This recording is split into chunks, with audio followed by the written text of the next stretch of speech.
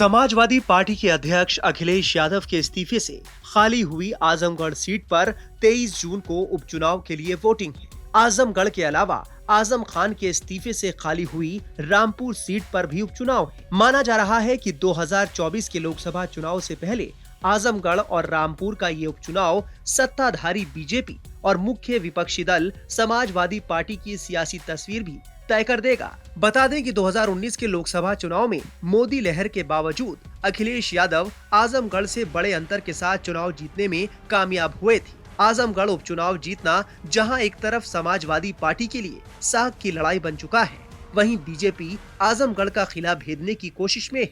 BJP ने आजमगढ़ उपचुनाव में अपनी पूरी ताकत झोंक दी है।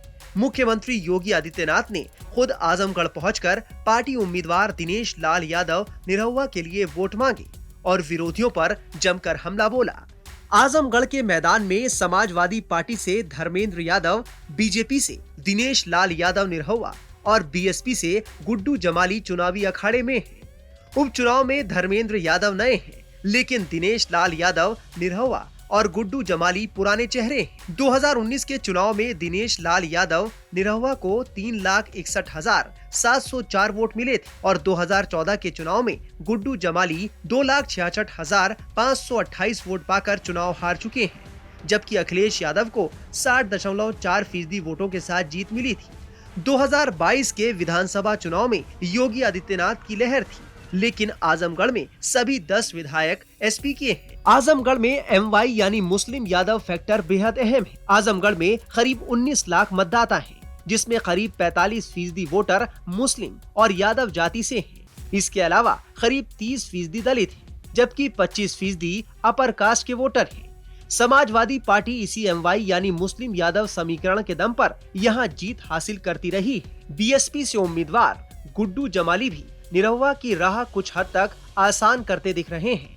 गुड्डू जमाली और धर्मेंद्र यादव के बीच अगर मुस्लिम वोट बढ़ते हैं तो इसका सीधा फायदा निरहुआ को मिल सकता है। इस बार साल 2009 के इतिहास को दोहराकर बीजेपी ये साबित करना चाहती है कि केवल MY समीकरण के बल पर सैफई परिवार जीत नहीं दर्ज कर सकता। जैसे अमेठी में स्मृति ईरानी ने राहुल गांधी को हराकर जीत दर्ज की थी, उसी तर्ज पर अगर इस बार निरहुआ जीतने में कामयाब होते हैं तो फिर बीजेपी ये साबित करने की कोशिश करेगी कि अब यूपी में किसी का कोई खिला नहीं है। आजमगढ़ में अपनी जीत को पक्की करने के लिए बीजेपी ने दिग्गजों की फौज उतार दी है। सीएम योगी ने निरहुआ के लिए रैली करके वोट मांगे। इससे पहले केंद्रीय मंत्री गिरीश यादव और पंकज चौधरी यहाँ लगातार जमे हुए हैं। योगी सरकार के मंत्री स्वतंत्र देव सिंह, दया शंकर सिंह, सूर्य प्रताप शाही जैसे बड़े नेता यहाँ प्रचार की कमान संभाले हुए हैं। इसके अलावा मनोज तिवारी, रवि किशन, हरीश द्विवेदी और आसपास के जिलों के कई सांसद यहाँ प्रचार कर रहे हैं और तमाम भोजपुरी फिल्मी स्टार यहाँ निरहुआ के लिए गली गली घूमकर वोट मांग रहे हैं। जाहिर है आजमगढ़ का उपचुनाव बेहद दिलचस्प होता जा रहा है और अब देखना होगा कि इस बार निरहुआ का जादू चलता है या फिर आजमगढ़ में यादव परिवार का कब्जा बरकरार रहता है। टाइम्स नाउ भारत डिजिटल की रिपोर्ट। खबरों के पीछे की खबर पहुंचाते हैं हम, आपकी आवाज को मुद्दा बनाते हैं हम। टाइम्स नाउ भारत को YouTube पर लाइव देखिए, सब्सक्राइब करिए और बेल आइकन जरूर दबाइए।